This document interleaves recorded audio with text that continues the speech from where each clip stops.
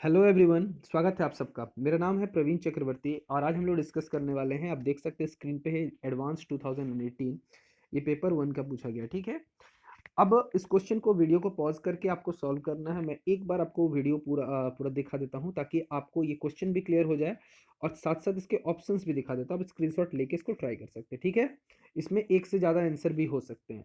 चलिए मैं क्वेश्चन एक बार पढ़ता हूँ। कहा क्या गया है, one mole of a monoatomic gas, one mole of a monoatomic ideal gas. Monoatomic है, वन मोल है, यानी नंबर ऑफ मोल्स क्या है, वन है। आइडियल गैस है मोनोएटॉमिक, इसके लिए जो वाई की वैल्यू क्या होती है आपको पता है, ठीक है। जो रेशियो ऑफ सीपी बाई सी भी आपको पता है मोनोएटॉमिक आइडियल गैस के लिए क्या होनी चाहिए।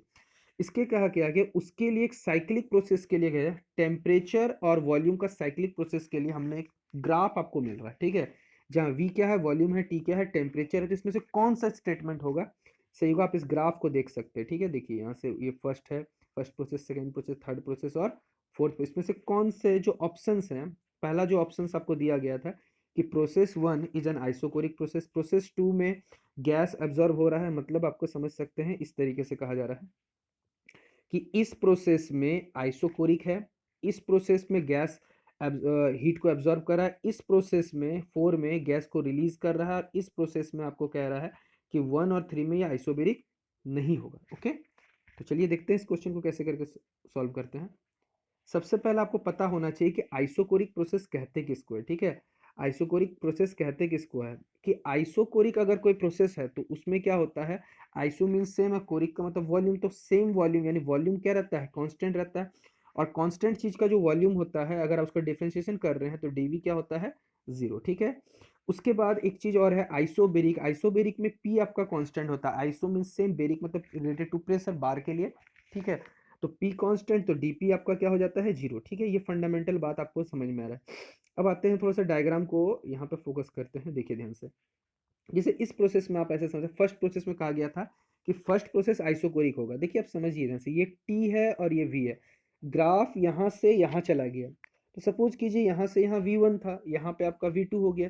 तो आपका तो वॉल्यूम चेंज हुआ ना, आपने V1 से स्टार्ट किया था, V2 पे गया, तो आपके का वॉल्यूम क्या हो गया, जीरो कहाँ आया, वॉल्यूम तो V2 माइनस V1 सब कुछ है, ठीक है। वॉल्यूम आपका चेंज हो रहा है यहाँ पर, तो ये आइसोकोरिक तो नहीं होने वाला, यानी प्रोसेस वन जो है वो आइसोकोरिक बिल्कुल भी नहीं है, यानी पहला ऑप्शन जो था वो ऐसे गलत हो जाता है, ठीक है। दूसरा ऑप्शन में क्या बोल रहा है, गैस एब्जॉर्ब हीट, ठीक है। गैस क्या कर रहा है, हीट को एब्जॉर्ब कर रहा है, ध्यान से समझिए। इस प्रोसेस में एक चीज देखिए कि टेम्परेचर आपका कांस्टेंट है, ठीक है। इस प्रोसेस में क्या है, टेम्परेचर आपका कांस्टेंट है।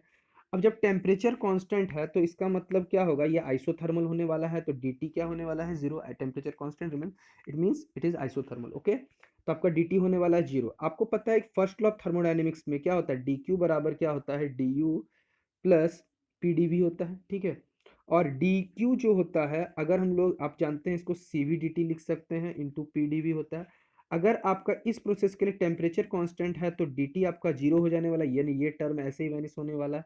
तो फाइनली जो आपके साथ बच जाएगा वो हो जाएगा dq बराबर क्या हो जाएगा, p इंटू डी वी। इसके बाद एक चीज और आप डायग्राम से देख भी सकते हैं कि आप देखिए यहाँ से यहाँ जब आप जा रहे हैं तो वॉल्यूम आपका इंक्रीज किया है, चूंकि वॉल्यूम इंक्रीज किया है तो dv क्या रहने वाला है, पॉजिटिव। dv अगर पॉजिटिव होने वाला है तो dq में जो pdv था वो भी रहेगा पॉजिटिव। और dq अगर पॉजिटिव है तो इसका मतलब क्या हो रहा है, गैस ने हीट को एब्जॉर्ब किया है, ठीक है। गैस ने हीट को एब्जॉर्ब किया, जिसे मैंने यहाँ बताया q अगर पॉजिटिव है तो हीट एब्जॉर्ब, ओके, क्लियर है। इसके ओपोजिट अगर गैस क्यू की वैल्यू नेगेटिव आती है तो हीट को वो लूज करता है, ठीक है। आप देख सकते हैं इस प्रोसेस में, प्रोसेस फोर में वॉल्यूम आपका डिक्रीज हुआ है, यहाँ सपोज कुछ वॉल्यूम था, यहाँ वॉल्यूम आपका डिक्रीज किया, यानी डीवी आपका नेगेटिव, दैट मीन्स है कि डीक्यू भी आपका नेगेटिव, और इस प्रोसेस में हीट ने लूज किया है, ओके। तो यहाँ पर हीट लूज है और यहाँ पर हीट अब्जॉर्ब किया गया। तो उस हिसाब से अगर हम देखने जाते हैं तो हमारा जो ऑप्शन है हीट एब्जॉर्ब रिलीज है, ठीक है, ये दोनों ही क्या है, सही है, यानी बी और सी तो ऐसे भी सही है। अब बात करते हैं प्रोसेस, प्रोसेस की बात करते हैं जो फोर्थ प्रोसेस में कि क्या कहा गया, एक बार फिर से पढ़ लेता हूँ कि वन और थ्री आइसोबेरिक नहीं होंगे, ठीक है। चलिए ठीक है, आइसोबेरिक नहीं होंगे, ठीक है, आइसोबेरिक नहीं होंगे मतलब वो प्रेशर कांस्टेंट नहीं होगा, ये चेक करना। देखिए एक चीज सिंपल सा आप पहले मुझे बताइए, आप डायग्राम में भी देख सकते हैं कि आप देख सकते हैं यहाँ से यहाँ में, ठीक है, वॉल्यूम आपका डिक्रीज किया है, ठीक है, और टेम्परेचर आपका इंक्रीज किया, ओके।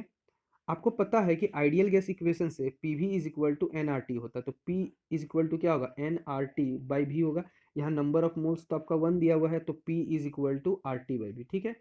प्रोसेस वन में आपने क्या देखा कि टेम्परेचर आपका बढ़ रहा है, ये टेम्परेचर आपका बढ़ रहा है, वॉल्यूम आपका घट रहा है। तो एक तो टेम्परेचर भी बढ़ रहा है, वॉल्यूम भी घट रहा है, तो ओवरऑल रिजल्टेंट क्या होगा, प्रेशर भी तो बढ़ेगा। प्रेशर भी तो बढ़ेगा, यानी प्रेशर चेंज हो रहा है। प्रेशर कहाँ कांस्टेंट है, प्रेशर भी क्या हो रहा है, चेंज हो रहा है। यानी प्रेशर जो है, ध्यान से समझिएगा, प्रेशर जो कहा गया आइसोबेरिक नहीं है। आइसोबेरिक नहीं है मतलब क्या, उसमें प्रेशर चेंज नहीं होगा, डेफिनेटली प्रेशर तो चेंज हो रहा है, ओके। थर्ड प्रोसेस में भी आप ये कह सकते हैं कि वॉल्यूम आपका इंक्रीज किया है, देख सकते हैं वॉल्यूम आपका इंक्रीज किया है, टेम्परेचर आपका घटा है, ठीक है। तो वॉल्यूम आपका इंक्रीज, टेम्परेचर आपका डिक्रीज किया है, ठीक है। तो ऐसे केस में भी अगर आप इसको फिर से फॉलो करते हैं, P is equal to R T by V, okay just a minute, P is equal to R T by V, तो अगर आपका टेम्परेचर घट रहा है, वॉल्यूम बढ़ रहा है, तो ओवरऑल P भी तो डिक्रीज कर रहा है। P डिक्रीज कर रहा है मतलब P चेंज हो रहा है, चेंज हो रहा है तो आइसोबेरिक कांस्टेंट कहाँ है, वो आइसोबेरिक कहाँ रह गया, ठीक है। तो इट मीन्स है कि आपका जो थर्ड ऑप्शन भी है वो भी सही, यानी बी सी और डी इस क्वेश्चन का राइट आंसर बनता है, ओके। तो आई होप कि आपको ये क्वेश्चन अच्छे से समझ में आया होगा। कोई डाउट है तो आप मुझसे कमेंट सेक्शन में कमेंट करके पूछ सकते हैं। Thank you.